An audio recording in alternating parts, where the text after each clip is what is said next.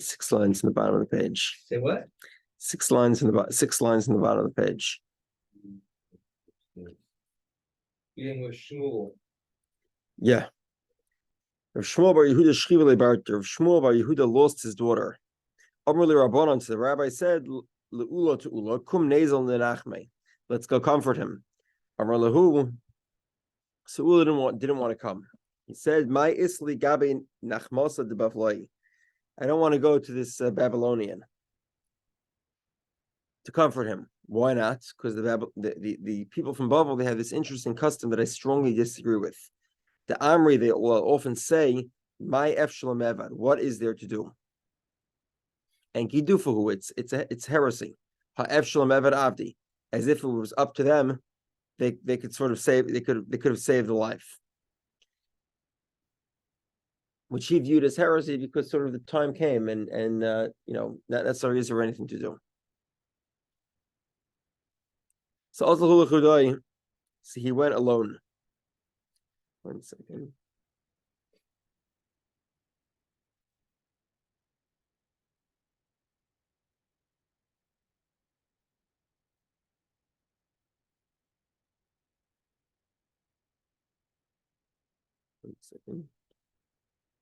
Okay, so he went alone, and he makes a very interesting case, and I'm not 100% sure why this is so comforting, but okay. Amrullah says, "Vayemer Hashem Vayemer Hashem al Totzeres Mayev Valtiskar Bom Milchama." 1 second, can you see you guys for a second?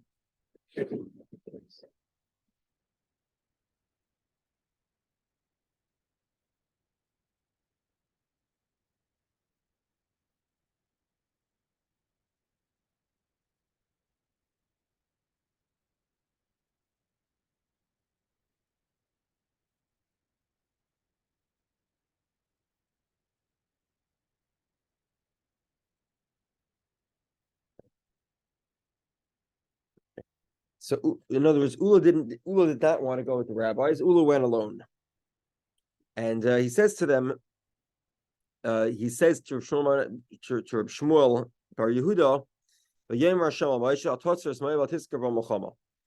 don't fight with God says to Moshe, don't fight with Mayav and don't engage with them in battle. Why would Moshe have? In other words, why does God have to warn him? Enjoin him not to go to war. Why can't he? Why did God think that Moshe would want to go to war? The Gemara says, Moshe made his own kal v'chomer.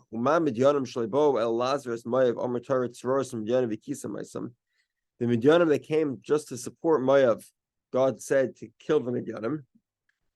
So for sure, the Moavim that were the cause of all of it.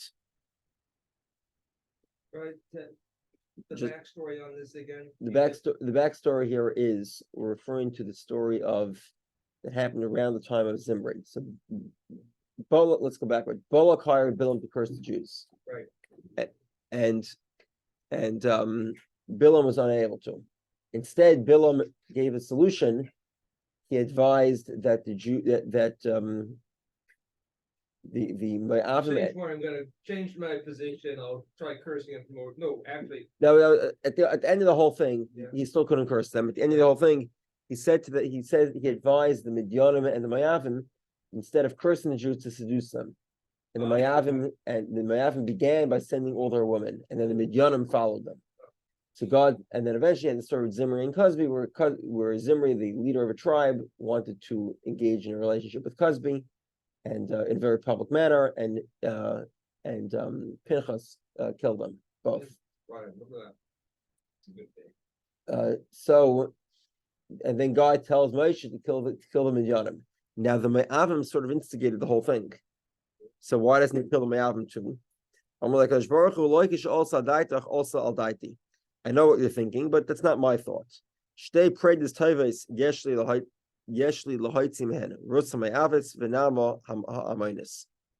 are two fine birds that will come out of these people, and that would be Rus and Naama. Rus is the great-grandfather of David's great-grandmother, I'm sorry. And Naama is the mother of Rechavam, the daughter of the son of Shlomo, who later became king. He wants to give grandfather. Okay. So the Gemara says, it's because of two birds. God has compassion on two great nations. Bita Sharebi, the daughter of Shmuel Bar Yehudah, if your daughter would have been, the future of something great that would have been heralded by her, certainly God would have allowed her to live. Now, I'm not sure how exactly that comforts her. I'll see the article to explain it. Not the type of thing I would be saying in a shiva. That's for sure. What do you think? Okay, there it is.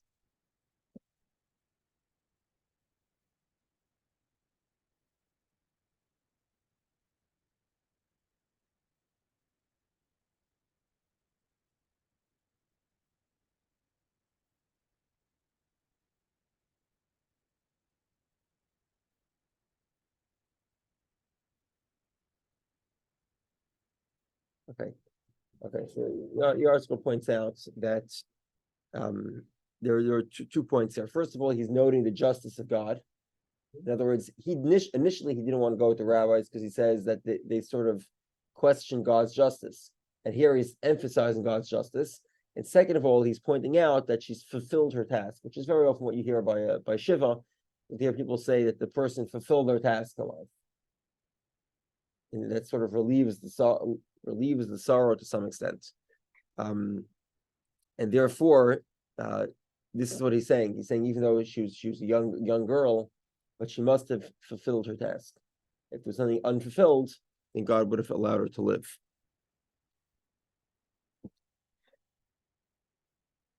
Amar of Chia bar Abba, Amar of Yechanan. Chia bar Abba says the name of Rabbi Yechanan. Ein HaKadosh Baruch Hu mekaper schar kol baria. God does not cut off the reward of any creature. Okay, the typical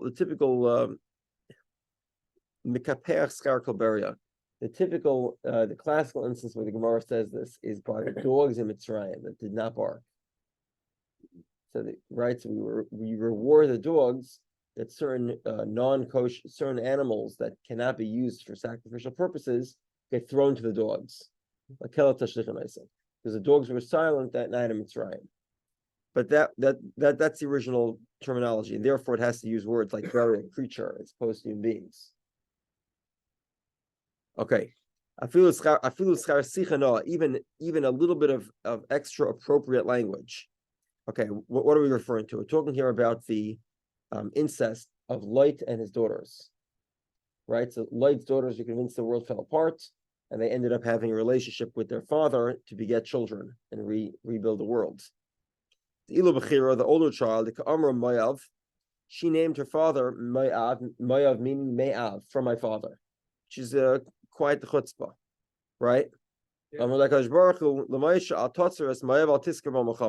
tells Moshe, don't fight with Mayav. Don't put a siege on them. And don't engage them in battle. You shouldn't fight a war, but if you need to raid their territory, you're permitted to. Seira, the younger child, the Ka'amra ben Ami, the younger child did not name her. She named her child Amain, meaning Amain, the son of my nation. I.e., she did not want to attribute the child's paternity to her father. She just said as if it was born from someplace. So you'll get close to Amain. You shouldn't even raid their territory. And that was the reward for her speaking, with less chutzpah toward her father.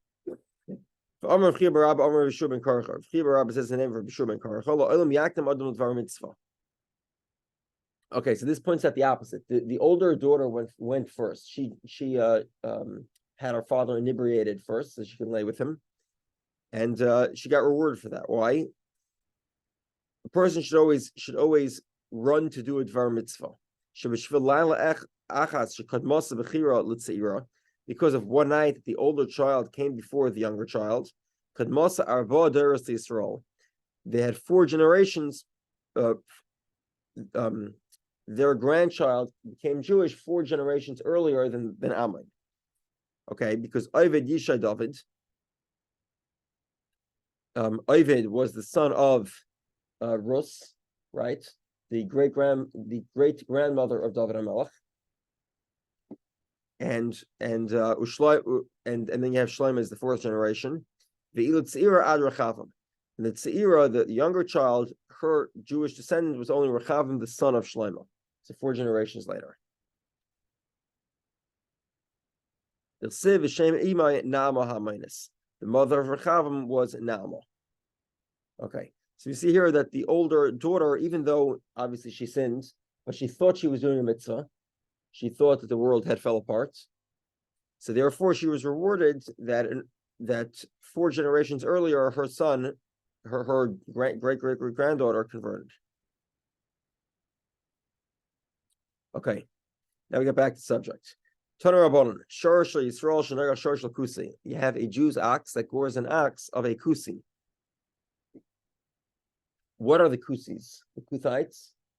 The Kuthites are a nation that converted. They had lions come and attack them, and because they were scared of the lions, they converted. The Gemara constantly questions whether the conversion was actually valid, and this will be no different. We'll get to it in a moment. I believe the Sephardic pronunciation would be Kuti. Kuti. Yes. Kuti.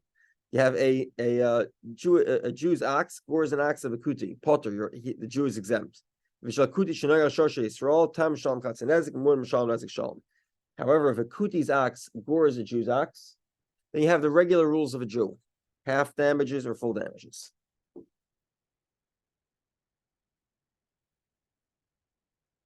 Meir says, Potter. A Jew's ox gores a kuti ox, exempt. But the reverse, if a kuti gores a Jewish ox, they pay full damages. Okay, so let's go backwards. Remember, we spoke about yesterday how a non-Jew's ox that gores a Jew's ox pays full damages. They don't have a distinction between half and full. Now over here we have a debate. How much does a kuti pay? According to the rabbis, he pays half. According to Reb Meir, the kuti makes the full payment. Evidently, what's the debate here? Are the kutis Jewish or not? If the kutis are Jewish, then their damages would have the rules of half and full payment. If they're not Jewish, they'd always make a full payment. So Gemara says, remember the Savar Meir, Kutim Geri Aroyasen. Does Reb Meir hold that the Kutim were converts of lions, i.e., their conversion wasn't valid?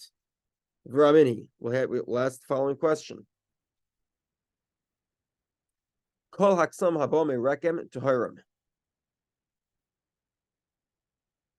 Okay, so let's explain here. The law of kesem is a stain, a blood stain, presumably menstrual blood. There's 2 factors to consider here. First of all, non-Jewish ksamim are tahor, and second of all, Jews are likely not to be reckless with where their ksamim go. In other words, if you have a city that's completely Jewish and you find a woman's garment with stains on it, you can presume the blood is probably not Jewish blood, because Jews would not leave out a garment like that. So you go to Rechem. Rechem is a city that's majority non-Jews. You find a clothing with a stain on it. Taharim, it's tahar. There's no tumas nida on whatever tumah because of nida on that garment. Rabbi Yehudah metamei Yehudah says it's tamei. Why? Because the people in Rechem, they're actually converts, but they think their conversion was invalid. They behave as non-Jews, but they're actually Jewish. So therefore, the some are Torah. Mibein hanachrim, amongst non-Jews, Tahirim. The kesem, the stain is tahor. Mibein Yisrael, from amongst Jews, mibein hakusim, and amongst kusim. Reb Meir mitame. Reb Meir says it's tamei, presumably because Reb Meir holds that kusim are gerim. Their conversion was valid, but they're not careful with their ksamim. The Chomatarim, the rabbis say it's tahor. The rabbis say it's tahor presumably either because the kutis do hide their blood. They're stained clothing. They don't just leave it out, or because the kutim are not valid converts.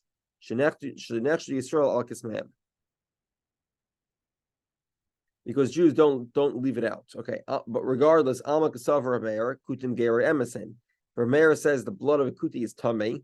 Evidently, he holds the conversion was valid. If the conversion was valid, why, if a kuti's ox gores a regular Jew's ox, does he pay full damages? Why doesn't he pay half damages if it's a short time?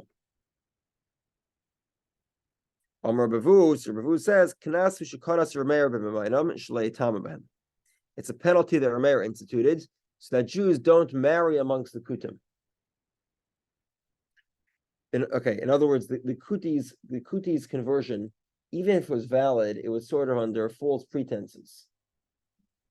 And later on, they've certainly behaved as though they were not, their conversion wasn't serious. And therefore, the rabbis decree that people should not marry into the kutim, even though technically they're Jewish. We don't want them to marry in because their midas, their ethics are very questionable. So therefore, they said if a kuti's ox or the Jew's ox, he wants to stay far apart, we'll make them pay full damages. This way, they'll learn to avoid Jews. Okay. Now, considering the fact that the rabbis want to keep the kutim at bay, at a distance, Samasar of Zera questions this assumption. These are the girls that if they are raped or seduced, there would be a penalty. If a man rapes a woman who's a mamzer, or a woman who's from the Nesinim, also very questionable conversion, or a kuti, again questionable conversion. But all of these, you do have to pay a penalty. The Isak that kanas kanas Rameir b'maynam, if according to Rameir we give a penalty, in other words, to make the kuti pay more to the Jew, so that the Jew and the kuti stay far apart. So therefore we should penalize the rapist, or we should penalize the kuti, that they should not, the rapist or seducer should not have to pay the penalty. So that they don't intermarry. And part of the reason for this also is that under Jewish law, so there's a penalty for rape or seduction, and you're also encouraged to marry the woman. And if you do that, then there's the penalty for rape or seduction might be less. You have a smaller penalty to pay. So this is the case. Let's eliminate the penalty so that they don't actually marry each other. So Amar Abaye says, no, we can't do them. We can't have free rapes here. It can't go on that way. So we can't allow that. So Gemara says, okay, if that's the case, fine. So make him pay, but make him give it to poor people. Make sure he doesn't pay to the kutim. So you need somebody who gets the payment, because that person will make sure that the payment is paid. If you say sort of it goes to charity, then nobody's going to collect it, and there will be no severity to the action. Okay, next Gemara, Mishnah on Lamed Testament Aleph.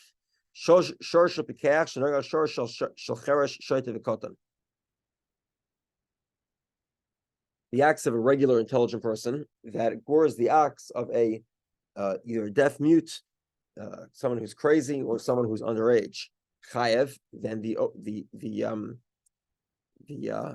normal person is obligated to pay regular payment. If it's a tam, it's chatzin nezek. If it's a muad, it's nezek shalom. Okay.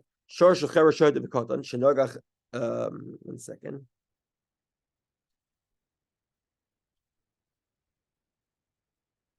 Okay, the reverse. Let's say if an ox of a a deaf mute, crazy, or underage gores the ox of a regular person, so potter, then they're exempt. We'll have to see the Gemara. It's not so simple. Let's say the ox of a child starts goring. So Bezna appoints a custodian, and the witnesses come and testify that the animal gored. Now, this seems to be a contradiction. Presumably, what's the purpose of the testimony of the? Why are you testifying in front of the custodian of the animal boards?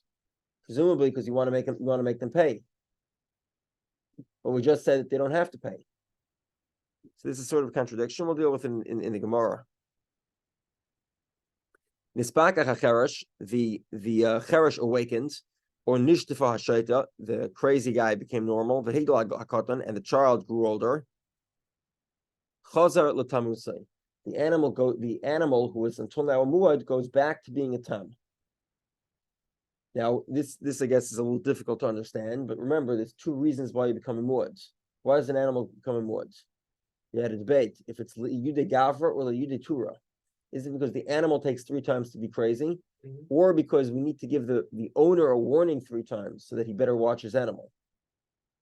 Now, if it's liyude gavra, it makes sort of a lot of sense that once he becomes mature, the animal should go back to being a tam. Divra meir, that's the opinion of Rameir. B'yesi emer, harehu v'chetzkosei. Rabbi Yossi says the animal remains a muad. Shorha itstaden. This is an animal that's instigated. It's like a pit bull, guard dog. You know, if somebody shows up in the middle of the night, it will maul them. That type of animal, ein chayev misa. It is not chayev the death penalty for murdering somebody. The animal gores of its own accord, not that they sort of instigated it. You know, like the what's the thing in Spain? They have these bull runs. Game with the bulls. And every year somebody dies or something. For the running of the bulls, yeah. The running of the bulls. So in that case, Do they spare the bull or do they kill the bull in the Spanish events? I don't know. If the But- bull wins. I mean, but, it's not the bull's fault. You force the bull to fight. Exactly. So if you force the bull to fight and the bull gores someone and kills him, the bull will not be killed because it was instigated. Yeah, the worst about it is what do you do with the cheese? The cheese? The cheese, like the same thing with cheese. Rolling with the cheese. What was this? I don't remember where in England, but they have these big wheels of cheese. And they're running down the hill and people kind of run after the cheese or they run over by the cheese. Where's this? Where they do this? I'm not sure where in England, but they England. Now it makes sense. Okay, Hagufa Kasha. You have the mission, like I pointed out to you, is contradictory. Amrit, we started off the mission saying, the acts of a crazy person that gores the acts of a regular person is exempt. Evidently, we don't appoint a custodian to collect the animal. And then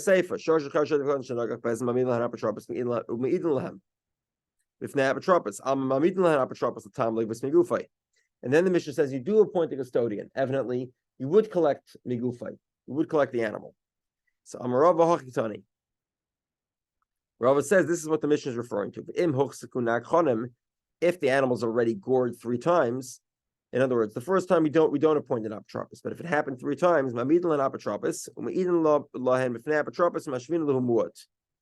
so once it happens three times, then we appoint the custodian. Everybody testifies in front of the custodian, and then we turn the animal into a sharamud, into a wild animal. And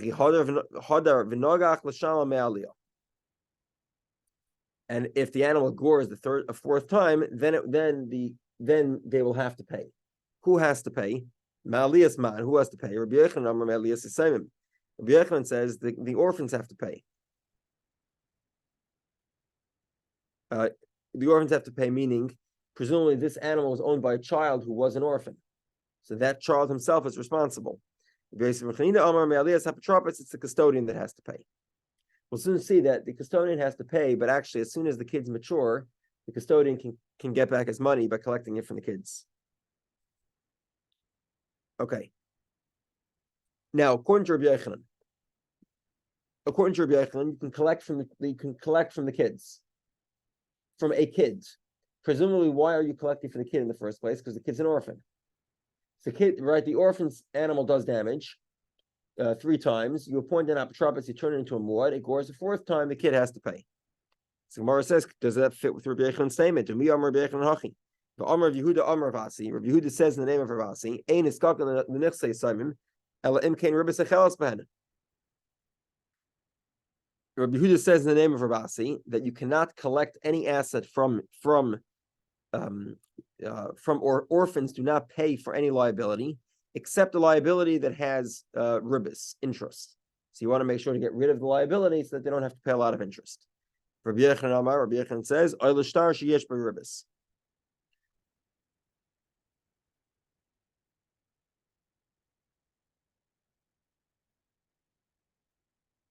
Rabbi Yochanan says this would also include a document that has ribis, or to pay a ksuba because the woman has to eat. The woman is presumably relying on a ksuba to be able to eat. So therefore, these things you can collect from the Yisayimim. Otherwise, you don't collect from Yisayimim. So how could Rabbi Yochanan say that they have to pay for a shar hamuad? Why are you collecting from inheritors, from orphans, anything? We said we don't make any collections from orphans. We wait until they get older. So the Gemara says, "Epach, switch it around." Rabbi Yochanan Amar Me'elias apotropsin. Rabbi Yosi Rav Chanina Amar Me'elias Yisayimim. Rabbi Yochanan indeed says that the collection is from the apotropis, the custodian, not from the orphans. And Rabbi Yosi Rav Chanina says no, it's from the orphans. Amar Rava says no. You have a question, Rabbi Yochanan. You have a question on Rabbi Yochanan. You have a contradiction. Rabbi Yochanan says you collect shar hamuad from the orphans, and the Braisa Rabbi Yochanan says you only collect from the orphans if there's interest or if it's a woman's ksuba.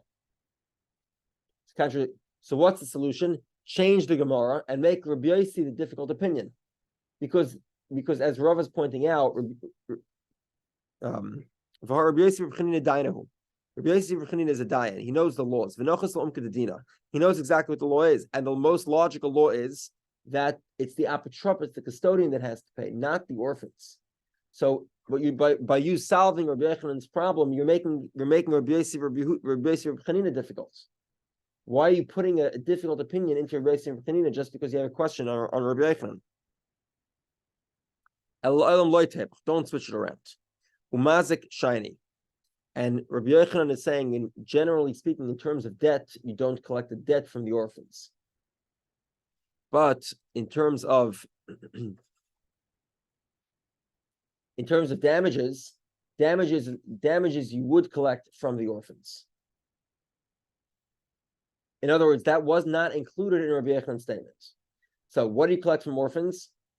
Any debt that has interest or ksuba, which is in its own unique category.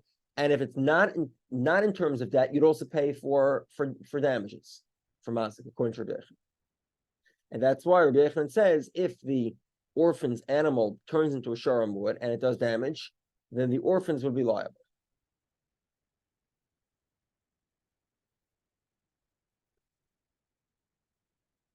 Rabbi Yochanan says from the 1 second. Okay. Rabbi Yochanan says you collect from the orphans. Why do you collect from the orphan? Because if you're going to make the custodian pay, and I'm sure this is everyone's question, you're making custodian pay, like who's going to want to be a custodian? Nobody would want to be a custodian. Rabbi Chanina, how would he answer that question? He says you do collect from the custodian. Well, why would anyone want to be a custodian if all you have to do is make payments on somebody else's shar hamuad? So the Gemara says, Me'alias apotropis, you collect from the custodian. However, once the orphans get older, so then they can collect. Then the custodian can collect from the orphans. Okay. And in terms of collecting, in terms of appointing an apotropis, a custodian, to collect from the orphans when the animal is still a tam. Until now, we were talking about muads. We said that tam presumably would do nothing, but then once we know the animal becomes a muad, we want to make it into a shar muad so that the victims can collect. What about a shar tam? Can the victims collect from a shar tam if it's owned by a crazy person or an orphan? So Mara says Tanoihi, it's machlokes Tanoim. Tanoim disagree. The Tanya we learn Shorsh Neschar Shubailov Vishanishtatfu Bailov. I'm sorry, Vishanishtatu Bailov. So you have an ox, the owner of the ox became a deaf mute, he became crazy, or he went on a long business trip and he's not around. Yehudah ben Akusa Amar Sumches. Yehudah ben Akusa says in the name of Sumches, Harehu b'tamusay. It remains a tam until the owner becomes normal or comes back. The rabbis say, we appoint a custodian and we testify in front of the custodian. The crazy person became normal, the deaf mute was able to hear again, and the child got older. And the owner came back from his trip. Yehudah ben Akusa says in the name of Samchis, the animal comes back to being a tam until you testify again 3 times in front of the original owner. Rabbi Yossi says, it remains a muad. So Amru, the Gemara asks, Amri, Sumcha says it remains a tam. What does that mean? Ilem, if you'll say klal, that it doesn't become a muad at all. The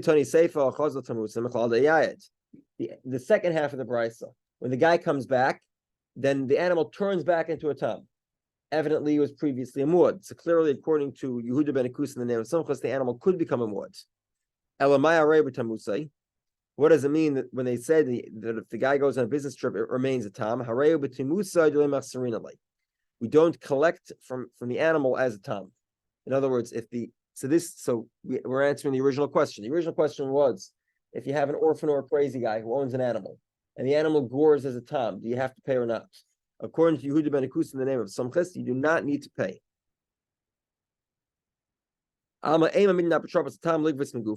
We don't appoint an apotropos to a naive animal to collect megufay. And the rabbis say, the rabbis say we do appoint an apotropos, and we testify in front of that apotropos. What do we see from there? Evidently, we do appoint an apotropos to a naive animal to collect, to require the crazy guy, the deaf mute, or the child to pay from the animal itself. This is the payment of megufa for chatzi nezek. Okay. So Gemara says v'seifa b'makamifagi. So the seifa, the guy comes back. What's the debate? According to Yehudah ben Akusa, the animal goes back to being a tam. According to the rabbis, it remains a muad. What's the debate? Rishus mashana ekabenayu. If there's a change in domain, Simchas suffer rishus mashana. They say suffer rishus ain't mashana. Simchas holds that if you change the domain of the owner, the animal goes back to square one. It's considered a tam again. It goes back to being a tam. But according to Rabbi Yossi, the animal stays as a shor muad. It stays as a wild animal, and it does not go back to being a tam.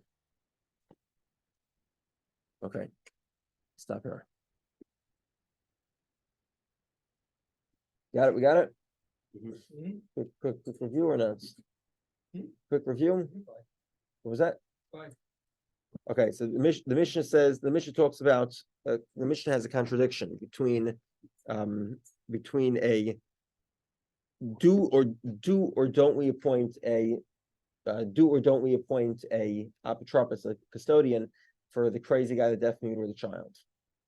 And the resolution of the Mishnah is we appoint a custodian to make the animal into a shor muad, but the kid is actually exempt until that point.